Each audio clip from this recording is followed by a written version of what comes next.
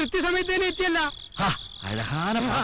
കിടന്ന് പിടച്ചാതെ അഴകാന പാപ്പനെ മുഴുവനോടെ കാണിച്ചു തരാം. സിന്ധു ഞാൻ സമ്മതിച്ചു മാമാ. അയ്യോ ശീക്രം മാമാ, നമുക്ക് ഹോട്ടലിലേക്ക് പോരാൻ പറ്റുമോ? ഹോട്ടലും ഫ്ലാറ്റും ഈ കുട്ടി വരില്ല. പിന്നെ വേണമെങ്കിൽ ഇവിടെ. അയ്യോ ഇങ്ങനെയാ എപ്പടി? എന്റെ വണ്ടിയെ പാത്തിയാ. ആമാ ഇതൊക്കെ ഉള്ളപ്പോ അപ്പുറം ജോലിയാ പുകந்து വിളയാട്. അയ്യോ இதுதான் லேட்டஸ்ட் ஃபேஷன். மாமா சொன்னா நீதான் இன்டர்நேஷனல் மாமாடா. வாமா போகலாம். டைம் வேஸ்ட் பண்ண வேண்டாம். செல்லு செல்லு பாப்பா.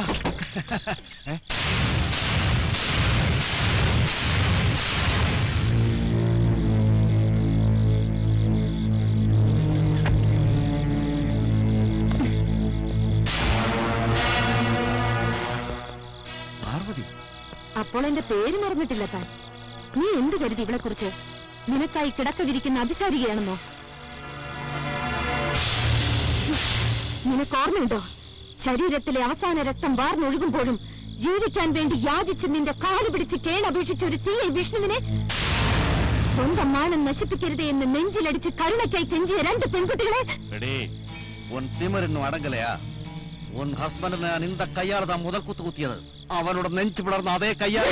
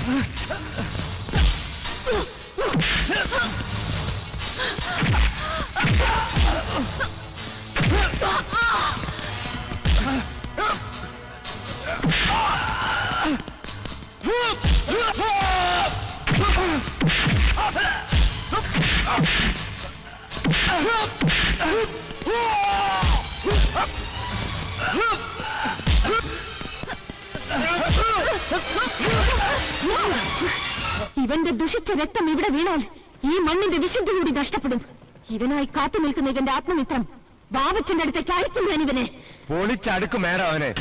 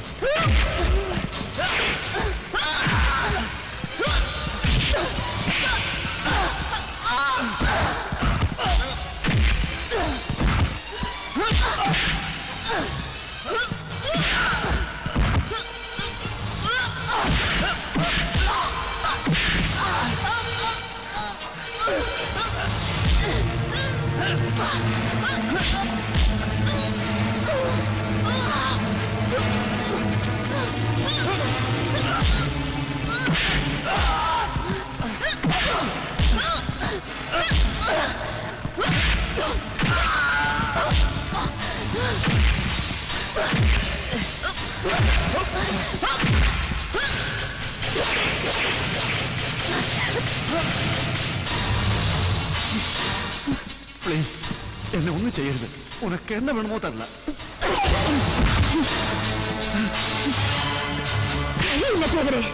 ഞാൻ ചോദിക്കുന്നതൊന്നും തരാൻ നിനക്ക് കഴിയില്ല.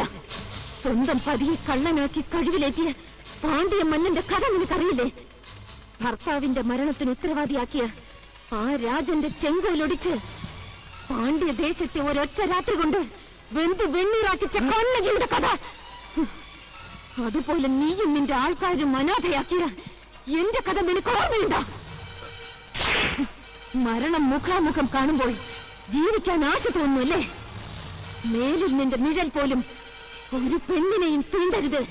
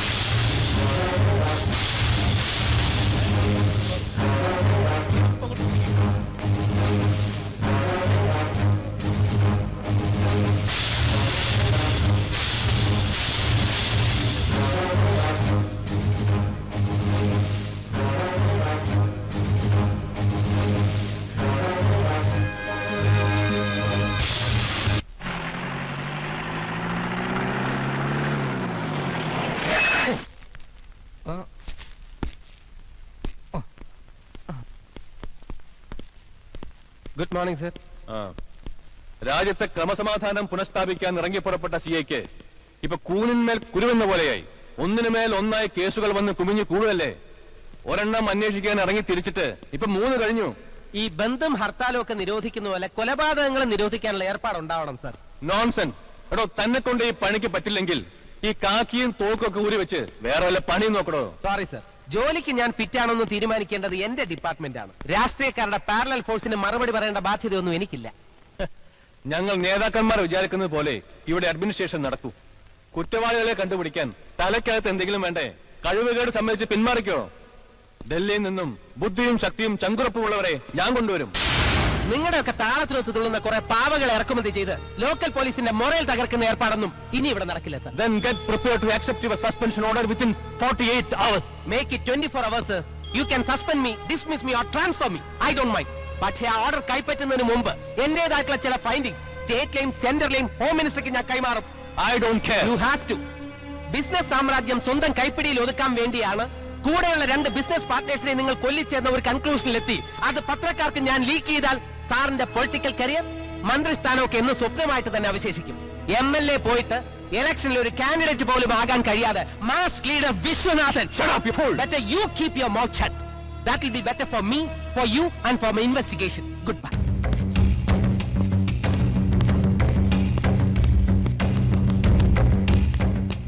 സാറേ, എന്തിനാ ഈ മാലയും പോക്കെ കൊണ്ടുപോകുന്നത്? അകത്താരെങ്കിലും മരിച്ചു കാണും. ഓ, ഞാൻ ഊഹിച്ചു. കഷ്ടം. അപ്പൊ പിന്നെ ഈ റീത്തിന്റെ ഉപയോഗം എന്താ? അത് കല്യാണത്തിന് പോകല്ലേ? CI മോഹൻദാസ് ഉണ്ടോ ഇവിടെ? അവന്റെ അമ്മയുടെ ഒരു ഇൻവെസ്റ്റിഗേഷൻ. ദേവരുടെയും പാവച്ചന്റെയും ഭരണത്തിൽ അവന് എന്നെ സംശയമുണ്ടെന്ന്. ആ വിശ്വട്ട ഒരു ഗ്ലാഡ് ന്യൂസ് ഉണ്ട്. നമ്മൾ പ്രതീക്ഷ പോലെ തന്നെ കാര്യങ്ങൾ നടന്നു. സ്ത്രീവിവാദ കേസുമായി ബന്ധപ്പെട്ട് മന്ത്രി കനകദാസ് രാജിവെച്ചു. പാർട്ടി ഇപ്പൊ ആ സ്ഥാനത്തേക്ക് വിശ്വട്ടനെ തെരഞ്ഞെടുത്തിരിക്കുന്നത്. മെസ്സേജ് ഇപ്പൊ എത്തും. അറിഞ്ഞ പാടെ ഞങ്ങൾ ഫോണിലും മൊബൈലും ട്രൈ ചെയ്തു, പക്ഷെ രണ്ടും കിട്ടുന്നില്ല. കനകദാസിന്റെ രാജി അവന്റെ ആൾക്കാരുടെ അനാവശ്യ ഫോൺ കോൾ ഒഴിവാക്കാൻ വേണ്ടി തൽക്കാലം മൊബൈൽ ഓഫ് ചെയ്തു. അത് നന്നായി. ഭരിക്കാൻ പോകുന്ന മന്ത്രിക്ക് ഞങ്ങളുടെ അഭിവാദ്യങ്ങൾ. സത്യപ്രതിജ്ഞ ഉടനെ തന്നെ ഉണ്ടാവും.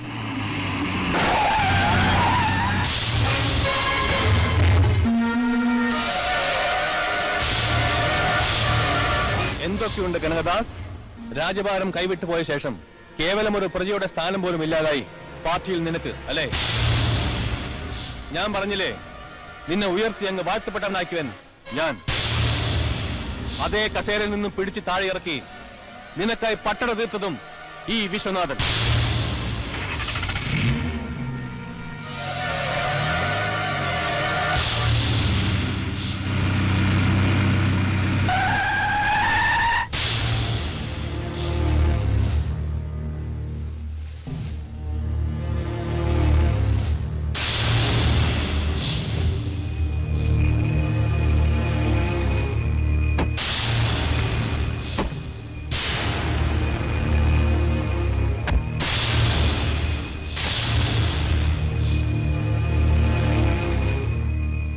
My hearty congratulations. പുതുവർഷ പിറവിയിൽ മന്ത്രിപദം അലങ്കരിക്കാൻ പോകുന്ന താങ്കൾക്ക്.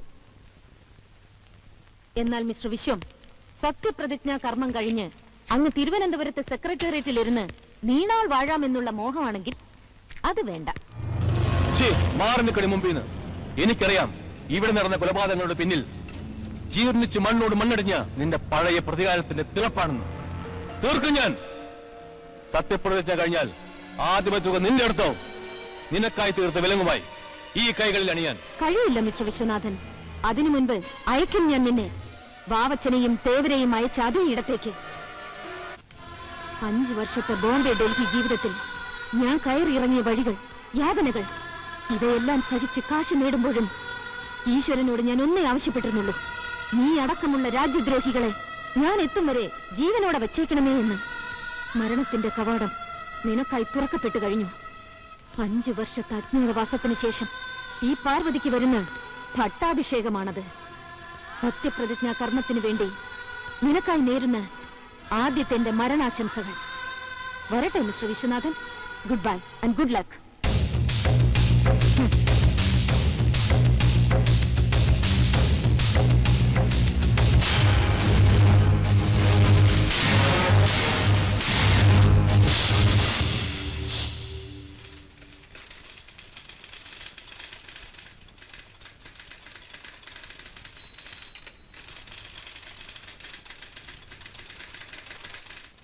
എന്റെ ബാങ്ക് ഡെപ്പോസിറ്റിന്റെ പകുതി ഭാഗം അഗ്രഹാരങ്ങളിലെ അശരണരായ പെൺകുട്ടികളുടെ വിവാഹങ്ങൾക്കും വിദ്യാഭ്യാസത്തിനും, കാൽഭാഗം എന്നോട് കൂറുകാട്ടി നിന്ന നന്ദൻ, വില്യം, സിന്ധു എന്നിവർക്കും, ബാക്കിയുള്ളവ ആരാധനാലയങ്ങൾക്കും എന്റെ മരണശേഷം ഞാൻ മാറ്റിവെച്ചിരിക്കുന്നു.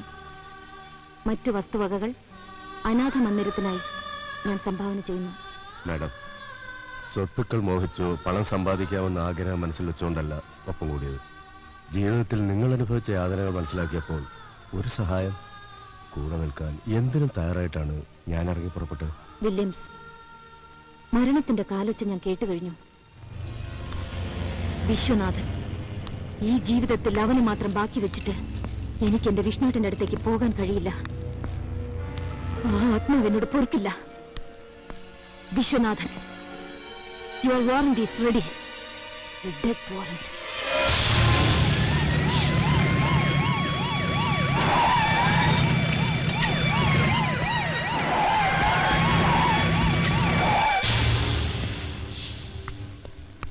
എന്താ സാർ ഈ വഴിക്ക്? പുതിയ കൊലപാതകം വല്ലതും നടന്നോ? ഇനി ഒരു കൊലപാതകം കൂടി നടക്കാതിരിക്കാൻ മിസ്സിസ് പാർവതി വിഷ്ണുവിനെ ഒന്ന് കാണാൻ വന്നതാണ് ഞാൻ. എനിക്ക് മനസ്സിലാകുന്നില്ല. നിങ്ങൾക്കെന്നല്ല ആർക്കും എന്നെ മനസ്സിലാവില്ല. ഡിപ്പാർട്ട്മെന്റുകാർക്ക് പോലും ഞാനൊരു തിരുമണ്ടനാണ്. ബാബച്ചന്റെ നാടകീയമായ ആക്സിഡന്റ് ഡെത്ത്, കായൽ തീരത്തണിഞ്ഞ പൊള്ളാച്ചി തേവരുടെ ഡെഡ് ബോഡി, വഴിയിൽ കുത്തേറ്റ് മരിച്ച വിമൽ രാജിന്റെ സൂയിസൈഡൽ ഹോമിസൈഡ്, എല്ലാത്തിന്റെയും പിന്നിൽ ഒരാളാണെന്ന നിഗമനത്തിലെത്താൻ ഞങ്ങൾക്കല്പ ബുദ്ധിമുട്ടേണ്ടി വന്നു. പഴയ അഗ്രഹാരത്തിലെ തമ്പുരാട്ടിക്കുട്ടിയുടെ പുതിയ അവതാരമായി മാറിയ പാർവതി ശർമ്മയ്ക്ക് ഇനി ഞങ്ങളോടൊപ്പം വരാം. You are under arrest. ഇല്ല, നിങ്ങൾക്ക് എന്നെ കൊണ്ടുപോകാൻ കഴിയില്ല. നിങ്ങൾ പറഞ്ഞ കൊലപാതകങ്ങൾ മുഴുവൻ ചെയ്തത് ഞാനാണ്. പക്ഷേ എന്നെ അറസ്റ്റ് ചെയ്യാൻ മാത്രം തെളിവുകൾ നിങ്ങൾക്ക് കിട്ടില്ല.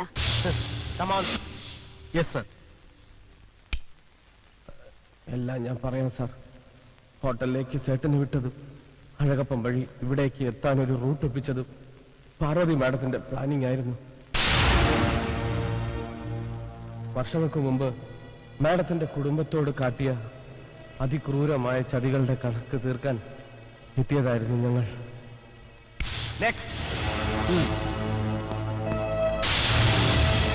നന്ദകുമാർ ഉണ്ട ചോറിന് നന്ദി കാണിക്കുന്നവനാ. സത്യങ്ങൾ ഇവനെ കൊണ്ട് പറയിപ്പിക്കാൻ ഞങ്ങൾക്ക് ഒരുപാട് ബുദ്ധിമുട്ടേണ്ടി വന്നു. സംഭവങ്ങളുടെ സത്യസ്ഥിതി അറിഞ്ഞപ്പോ ഈ മരിച്ചവരൊക്കെ തന്നെ ശിക്ഷ അർഹിക്കുകയും ചെയ്യുന്നു. പക്ഷേ സോറി മാഡം, നിയമം കയ്യിലെടുക്കാനുള്ള അധികാരം നിങ്ങൾക്കില്ല. കുറ്റവാളികളെ ശിക്ഷിക്കേണ്ടത് പാർവതി ശർമ്മയല്ല, കോടതിയാണ്. കോടതി? വർഷങ്ങൾക്ക് മുൻപ് നിങ്ങൾ പറയുന്ന സത്യസന്ധതകൾ അപ്പാടെ നടപ്പിലാക്കിയിരുന്ന ഒരു പോലീസ് ഓഫീസർ ഉണ്ടായിരുന്നു, CI വിഷ്ണുദത്തൻ. എന്നെ ജീവന തുല്യം സ്നേഹിച്ച എന്റെ വിഷ്ണുവേട്ടൻ നിർദ്ധനയായ ഒരു ബ്രാഹ്മണ പെണ്ണിനെയും അവളുടെ അച്ഛനെയും അസമയത്ത് കുറെ ദുഷ്ടന്മാരിൽ നിന്ന് മോചിപ്പിച്ച് അഭയം കൊടുത്തതാണോ അദ്ദേഹം ചെയ്ത തെറ്റ്? അതോ ഈ രാജ്യത്തെ ശിഥിലമാക്കുന്ന രീതിയിൽ കള്ളപ്പണവും കരിഞ്ചന്തയും നടത്തിയവരുടെ കൈകളിൽ കയ്യാമം വെച്ചതോ? ഒരു പുലർച്ചെ കൊണ്ട് ഒരു പ്രദേശത്തെ മുഴുവൻ വിഷമയമാക്കി കുഞ്ഞുങ്ങളടക്കമുള്ളവരുടെ മരണത്തിന് ഉത്തരവാദിയായ രാജ്യദ്രോഹികളെ ജയിലിലടച്ചതാണോ? പറയണം, പറയണം സർ. ഇതിലേതാണ് അദ്ദേഹം ചെയ്ത തെറ്റ്? നീതിക്ക് വേണ്ടി തുലാസിന്റെ വലം തട്ടിൽ തൂക്കിയ മാടപ്രാവിന് പകരം ശിവചക്രവർത്തിയുടെ മാംസം ചോദിച്ചു വാങ്ങിയ കഴുകന്റെ കണ്ണുകളാവരുത് ഇവിടുത്തെ നീതിപീഠങ്ങൾ. എന്റെ കണക്കുകൂട്ടലുകൾക്ക് പറ്റിയ ആദ്യത്തെ പിഴവ് സത്യസന്ധനായ ഒരു പോലീസ് ഓഫീസർ തോൽക്കുന്നത് കാണാൻ ഞാൻ ആഗ്രഹിച്ചിരുന്നില്ല എന്നത്. പക്ഷേ ഞാൻ കരുതിയതിനു മുൻപ് നിങ്ങൾ വിജയം നേടി. കൃത്യനിർവഹണത്തിൽ പിഴവേൽക്കാതെ ഈ കൈകളിൽ ഇനി സാറിന് വിലങ്ങിടാം. മിസ്സിസ് ഗായത്രിയോട് എനിക്ക് സഹതാപമുണ്ട്. യാഥാർത്ഥ്യങ്ങൾ മനസ്സിലാക്കി കോടതി അന്ന് അവരെ ശിക്ഷിച്ചിരുന്നെങ്കിൽ നിങ്ങൾക്ക് ഒരിക്കലും നിയമം കയ്യിലെടുക്കേണ്ടി വരില്ലായിരുന്നു. ഏതായാലും ചെയ്ത കുറ്റങ്ങൾ സ്വയം ഏറ്റുപറഞ്ഞ് നിങ്ങളെ കൊണ്ടുപോകാൻ എനിക്കൊരു വിലങ്ങിന്റെ ആവശ്യമില്ല. You can come with me.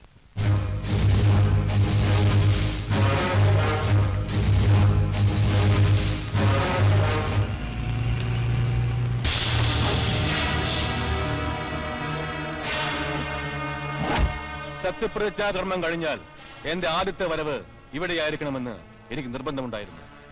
ഒരു അഭിസാരികയായ കൊലപാതകിയെ അറസ്റ്റ് ചെയ്ത് ഈ സംസ്ഥാനം ഭരിക്കുന്ന മന്ത്രിയുടെ മുന്നിലൂടെ കൊണ്ടുപോകുന്ന കാഴ്ച കാണാൻ ഇടുക്കത്തിൽ ഞാൻ ഇവിടെ എത്തുകയായിരുന്നു. ഇന്ന് പൗരാവലിയുടെ സ്വീകരണം ഏറ്റുവാങ്ങാൻ നിൽക്കുമ്പോ അവർക്ക് വേണ്ടി ഈ നാടിനെ നടുക്കിയ 3 കൊലപാതകങ്ങളുടെ പ്രതിയെ കയ്യാമം വെച്ച് ജയിലിലടച്ച വാർത്തയാണ് എനിക്ക് നൽകാനുള്ളത്. ഈ വിശ്വനാഥൻ മന്ത്രിപദവിയിൽ അമർന്ന് കിരീടധാരണം നടന്ന ശേഷം ആ അധികാര കിരീടത്തിൽ തിരുവാനുള്ള ആദ്യത്തെ പൊൻതൂവൽ വരും ഞാൻ നിന്റെ ക്ഷേമാന്വേഷണവുമായി അങ്ങ് ജയിലിൽ വിടില്ല. കോടതി നൽകുന്ന ശിക്ഷയാവില്ല ജയിലിൽ നിനക്കായി കാത്തിരിക്കുന്നത്. അധികാര കസേരയിൽ അമർന്ന് ജനലക്ഷങ്ങളുടെ സ്വീകരണങ്ങൾ ഏറ്റുവാങ്ങാൻ നീ തെരുവിൽ ഇറങ്ങുമ്പോൾ നിനക്കായി വിധിച്ച മരണത്തിന്റെ വിധിയുമായി ഞാൻ അവിടെ എത്തിയനെ. ആയിരങ്ങളുടെ ആരാധനാ പുരുഷനായി നീ നിൽക്കുമ്പോൾ അവരുടെ നടുവിൽ ഞാനുണ്ടായനെ. പിഴച്ചു അല്പം. പക്ഷേ വിശ്വനാഥൻ, ഇനി ഒരു ജന്മമുണ്ടെങ്കിൽ ഞാൻ വരും നിനക്കായി. നിന്റെ അന്ധകയായി മാത്രം. അറസ്റ്റ് ചെയ്ത് ജയിലിൽ പോകുന്ന നേരത്തും നിന്ന് കസർക്കുന്നോ? ഇവിടെ മുന്നിൽ വെച്ച് അരിഞ്ഞ് തകർക്കും ഞാൻ. പ്ലീസ്, ഇത്രയും ആൾക്കാരുടെ മുന്നിൽ വെച്ച് ഒരു സ്ത്രീയോട് ഇങ്ങനെ പെരുമാറുന്നത് that is not proper sir. പ്രത്യേകിച്ച് ഒരു മന്ത്രി എന്ന നിലയിൽ. അറിയാടോ, എനിക്കറിയാം. തനിക്കുണ്ടായിരുന്നു ഇവരുടെ ഇടയിൽ ഒരു സൂത്രധാരന്റെ വേഷം. രക്ഷപ്പെടുത്താൻ ഏതെങ്കിലും മാർഗമുണ്ടെങ്കിൽ അതും താൻ നോക്കിയേനെ. ഞാനൊന്ന് നിവർന്നിരുന്നോട്ടെ. എന്റെ മുന്നിൽ എത്തിക്കും ഞാൻ നിന്നെ. ആ കസേരയിൽ നിവർന്നിരിക്കാനുള്ള ഭാഗ്യം സാറിന് ഉണ്ടായിട്ട് വേണ്ടേ? നിരത്തിലോടുന്ന വണ്ടികളുടെ കണക്ക് പറഞ്ഞ് കപ്പം വാങ്ങിയതിനായിരുന്നു അന്ന് ഈ കസേരയിൽ ഇരുന്ന മന്ത്രിക്ക് രാജിവെച്ച് ഒഴിയേണ്ടി വന്നത്. അതിനുശേഷം വന്ന ഭരണാധികാരിക്ക് വൃത്തികെട്ട ആരോപണങ്ങളുടെ പേരിൽ മന്ത്രി കുപ്പായം ഊരി പുറത്തു പോകേണ്ടി വന്നു. അടുത്ത ഊഴം സാറിന്റേതാണ്. കഴിയില്ല സാർ. ഒന്ന് നിവർന്നിരുന്ന് കഴിയുമ്പോഴേക്കും പിടിച്ചിറക്കാനുള്ള പുതിയ തന്ത്രങ്ങളുമായി അടുത്ത ഗ്രൂപ്പ് സാറിന്റെ മുന്നിൽ പ്രത്യക്ഷപ്പെട്ടിരിക്കും. വാളെടുത്തവൻ വാളാൻ. ഈ ധാർഷ്ട്യം എന്നോട് വേണ്ട സാർ. ജനാധിപത്യം എന്ന് പറയുന്നത് ജനങ്ങളുടെ ആധിപത്യമാണ്. അല്ലാതെ നിങ്ങൾ ധരിച്ചു വെച്ചിരിക്കുന്നത് പോലെ ജനങ്ങളുടെ മേൽ നിങ്ങൾക്കുള്ള ആധിപത്യമല്ല. അഗ്രഹാരത്തിൽ ജനിച്ചു വളർന്ന് വേദങ്ങളും ഉപനിഷത്തുകളും മാത്രം മനസ്സിൽ പേറി ഈശ്വര ചിന്തയുമായി നടന്നിരുന്ന ഒരു ബ്രാഹ്മണ പെൺകുട്ടിക്ക് കൈത്തോക്കും കഠാരയും എടുക്കേണ്ടി വന്നത് സമൂഹത്തിൽ മാന്യത ചമഞ്ഞ് നടക്കുന്ന നിങ്ങളെപ്പോലുള്ളവരുടെ ദുഷ്പ്രവൃത്തികളുടെ ഫലമായിട്ടാണ്. ചോരക്കറയുടെ ബാക്ക്ഗ്രൗണ്ട് രാഷ്ട്രീയ നേതൃത്വത്തിനുള്ള അഡീഷണൽ ക്വാളിഫിക്കേഷനായി മാറുന്നത് ഇന്നല്ലെങ്കിൽ നാളെ അവസാനിക്കും സർ. ഇല്ലെങ്കിൽ ജനങ്ങൾ അവസാനിപ്പിക്കും.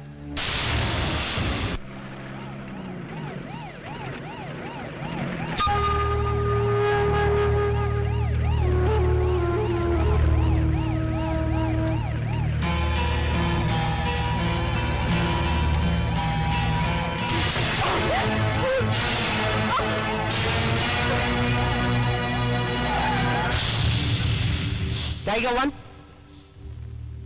അവരെ എത്രയും പെട്ടെന്ന് ഹോസ്പിറ്റലിൽ എത്തിക്കാം. ഓവർ.